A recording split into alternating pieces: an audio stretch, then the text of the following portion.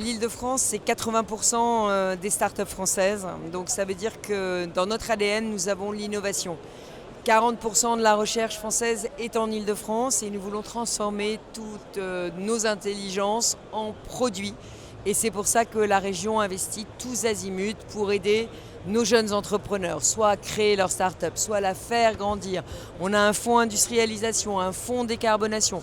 Cette année, nous créons un fonds Femtech pour combler une injustice. Vous savez que les femmes, c'est 52% de la population et pourtant la recherche en santé des femmes dans le monde, c'est seulement 10% de la recherche en santé. Alors oui, on va mettre 5 millions d'euros sur la table, on espère faire des petits, avoir un effet de levier avec des fondations et des entreprises privées pour pouvoir financer une dizaine de pépites dans le domaine de l'endométriose, de la fertilité, de la cardiologie féminine ou bien de la ménopause, tous ces tabous de la santé des femmes. Et puis la région travaille sur le territoire et l'aménagement du territoire. Nous voulons être le hub européen de l'IA et du quantique. Pour être le hub européen de l'IA et du quantique, il nous faut des data centers, mais des data centers qui sont beaucoup plus que des data centers, des lieux d'innovation dans lesquels les startups de l'IA trouveront les capacités de calcul qui sont celles répondant à leurs besoins. C'est pour ça que la région, elle est partenaire du projet Éclairion Mistral en Essonne, elle est partenaire du projet Nvidia Microsoft à Fouju.